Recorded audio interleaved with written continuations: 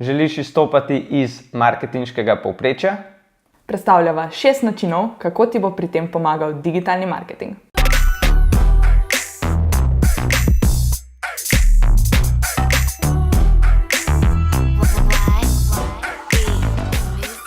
Živjo in dobrodošla v novi oddaji Point Out Weekly. Tokrat je z mano Minela. Živjo, Minela. Živjo.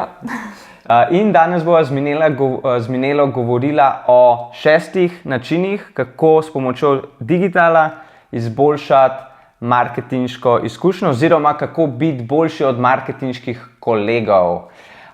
To je 84. oddaja, tako da vse o njej si lahko tudi prebereš na pointout.si/weekly84.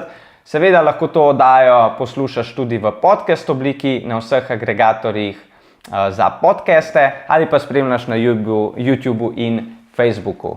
Ok, kot sva rekla, 6 načinov, pa dajva morda, kaj bi ti poudarila, da je pomemben način, kako biti boljši od marketinških kolegov. Ja, prva točka bi rekla, da se osredotočimo na uporabnika. Okay. In sicer nam digitalna orodja oziroma digitalni marketing na splošno pomaga pri tem, da v bistvu uporabniku izboljšamo izkušnjo. In sicer pač na vseh možnih fazah, od začetka do konca, do nakupa in potem po nakupne faze. Ja, že pri spletnih straneh je tako, da bo dobra uporabniška izkušnja odtehtala ogromno stvari, ker tudi statistika nam to pokaže, ker 79% uporabnikov bo podatke iskalo drugje, če jim ne bo sam dizajn spletne strani oziroma uporabniška izkušnja, da bodo želene informacije našli hitro, pač bodo zapustili stran in ne bodo raziskovali naprej. Tako da uporabniška izkušnja je v današnjem svetu ključnega pomena, saj nam izboljšuje konverzije na strani. In tudi mislim, da sem enkrat en podatek zasledil, vsak evro oziroma $1, ki ga boste investirali v uporabniško izkušnjo, da jo izboljšate, ali je to v obliki spletne strani ali v obliki, tako kot je Minela rekla, funnela, marketinškega lijaka, vam bo prinesla kar $6 dodatnih. Se pravi, investicija $1 proti 6, ki jih boste dobili, če boste v to investirali. Ja, jaz mislim, da te številke kar zase govorijo. Res je, ja. Greva kar na drugo točko? Ja, greva kar naprej in zelo pomembno je tudi, če se z digitalom ukvarjamo, prihajajo mlade generacije, ne? Se pravi, milenijci so že tukaj, prihaja pa generacija Z, o kateri so tudi v eni izmed prejšnjih oddaj govorila z Zoranom. In če se podjetje ne loteva digitalnih aktivnosti znotraj podjetja, to pomeni, da tudi ne bomo privlačni za te talente, ki prihajajo, ki veliko obetajo in bodo sami po sebi šli raj delati za drugo podjetje, kjer bodo to vrstno znanje dobili oziroma kjer jim bo delodajalec bolj privlačen. Ja, mladi v bistvu želimo vedeti, da smo se pridružili nekemu podjetju, ki se razvija, ki je sodobno, ki je v stiku s trendi.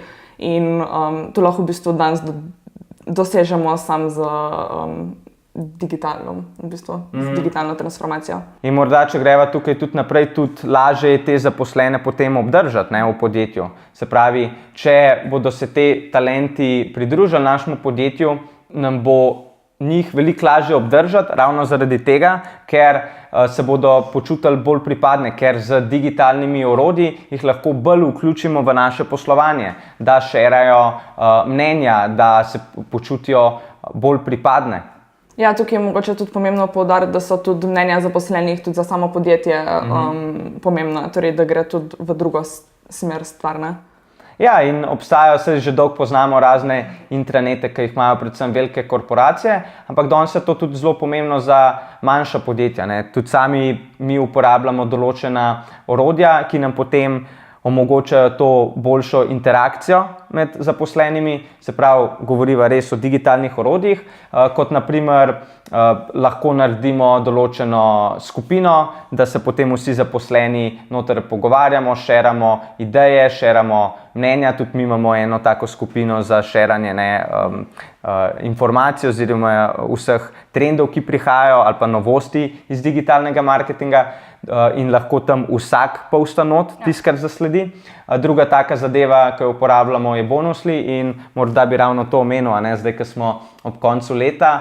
Naprimer, mi kot podjetje smo se odločili, da bomo tudi eni ali pa večjim organizacijam donirali zbrana sredstva in vsak ima možnost povedati, komu bi rad doniral, hkrati pa tudi prispevati, ker imamo preko enega programa, ki se mu reče Bonusly, morda tudi priporočam, je tak zelo dober program, tako da priporočam tudi ogled. Imamo en tak pool za nagrade, ki mu rečemo, kar v angleščini donations pool, kjer lahko vsak zaposleni tekom leta prispeva v ta donations pool in kolikor bomo tekom celega leta oziroma zdaj ob koncu nabrali, bomo tudi vključili potem oziroma donirali eni ali večjim organizacijam in to se bomo skupaj odločali. To je res super način, da se pač vsi zaposleni počutijo vključene in da vsi v bistvu prispevajo svoj del. Tako je. In da smo sploh začeli to delati, je v bistvu prišlo strani zaposlenih, ker smo se pač pogovarjali, ker je vsak zaposlen šeril svoje predloge preko te skupine, ki sem jo prej omenil. No, pa če greva kar na 4. točko, in tukaj gre za v bistvu eno od bistvenih sprememb, ki jih prinese digitalna transformacija in to je analitika, ki jo lahko v bistvu uporabljamo za grajenje strategij, za sprejemanje v bistvu vseh odločitev. Ja, danes je ta analitika pomemben del sestave digitalnega marketinga, ampak nažalost se je ne poslužuje še toliko podjetij. Ko smo se malo pripravljali na to oddajo, sva zasledila par takih zelo zanimivih podatkov, da le 36,6 podjetij uporablja analitiko za pridobivanje kupcev. Se pravi, če sva prej omenjala samo uporabniško izkušnjo, kako je pomembno, da preko marketinškega lijaka vodimo uporabnika oziroma potencialne kupce, pri tem bi rad tudi dodal, da je tukaj zelo pomembna komponenta analitike, da mi preko analitike spremljamo, kako se ta naš uporabnik obnaša oziroma da ga peljemo iz ene faze v drugo, v tretjo do tistega končnega nakupa.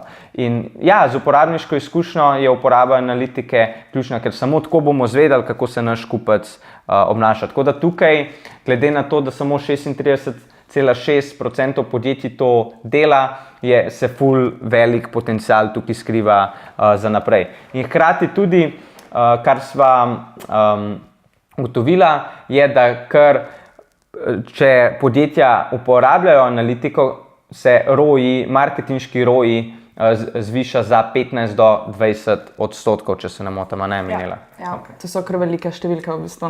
Ja. Pa tukaj bi mogoče še dodala, da kar je prednost še analitike, je, da v bistvu, če vam neka kampanja recimo ne deluje, boste v bistvu zelo hitro lahko ugotovili, kjer je bila tista faza, ker je šlo nekaj narobe in pač to tudi dosti hitro prilagodila. Tako je. In tukaj se že poznate, kjera so tista orodja, ki jih lahko enostavno uporabljate. Google Analytics je pač osnova. In ne samo, da pač imamo nastavljen Google Analytics, ampak da trackamo tudi bolj deep zadeve. Se pravi, da mi nastavimo razne dogodke, evente, s katerimi bomo sledili, kako naš uporabnik potuje skozi marketinški lijak ali pa neke gole, ki jih želimo preko tega našega funnela marketinškega lijaka doseči. Seveda obstajajo tudi drugi, morda tukaj priporočamo SEMrush, preko katerega oziroma s katerim boste lahko sledili od SEO zadev, analize ključnih besed, do social media aktivnosti, se pravi aktivnosti na družbenih omrežjih in tako naprej. Morda še iz področja inbound marketinga bolj kakšen HubSpot ali pa Licius. Tako da priložnosti je ogromno in potenciala, kakor smo ugotovili tudi. Ja, bistveno pa je sam, da v bistvu te podatke tudi znate potem uporabiti, ne samo, da jih poznate v bistvu. Tako. Pa če izhajava potem iz analitike v naslednjo točko, kar prinese analitika, je v bistvu tudi možnost prilagajanja trgu. In kot vemo, se pač trg vsakodnevno spreminja v bistvu in analitika je tista, ki nam potem omogoči pač hitro in učinkovito prilagajanje. Tako je, pa jaz bi morda še dodal to predvsem spremljanje, kaj se v zunanjem okolju dogaja. Se pravi, da smo odprti za trende, ki prihajajo. In se pravi, da morda na vsake pol leta ali pa vsaj na eno leto analiziramo, kateri makrotrendi so v okolju. Zakaj? Da tudi tako mi lahko prilagajamo naše marketinške strategije. Ker če mi tem zadevam ne bomo sledili, ali nas bo čas povozil oziroma konkurenca, če pa bomo temu sledili, bomo pa v bistvu skozi on the top, ker bomo že lahko šli s tem valom sprememb, ki se bodo dogajale na trgu. Kar pomeni, da bo naš potencial veliko večji.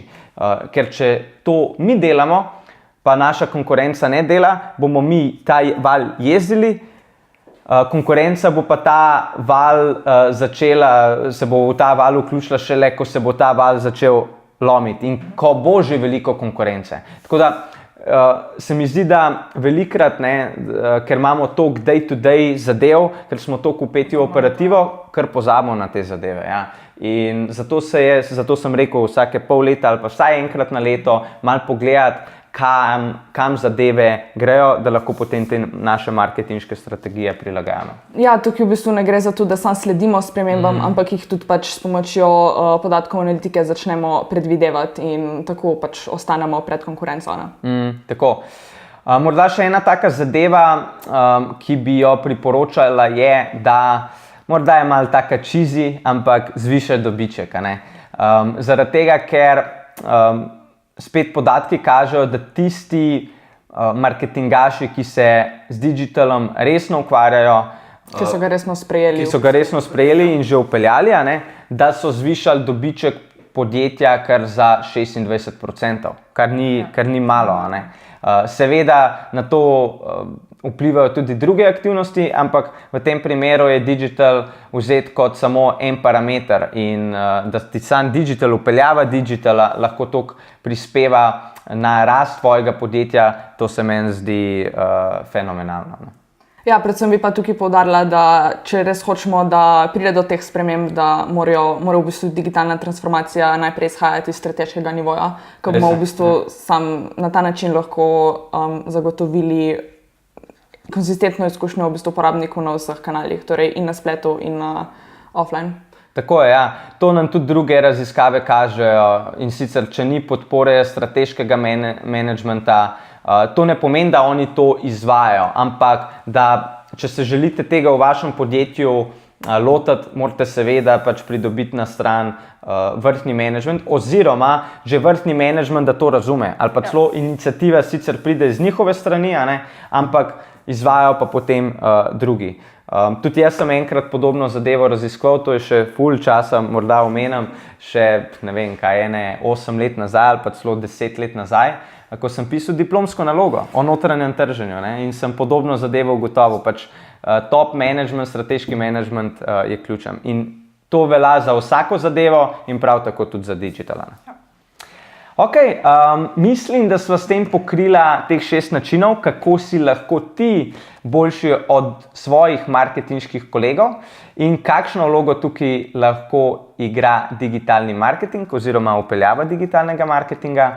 Tako da, če imaš še ti kakšen nasvet, idejo, kako si lahko boljši od svojih marketinških kolegov, jo zapis spodaj v komentar ali pa nam postavi vprašanje. Bi še kaj dodala za konec, Minela? Ne, mislim, da sva kar vse pokrila. Ok, super, hvala, ker si bil z nama in se gledamo, poslušamo naslednjič. Čau! Čau!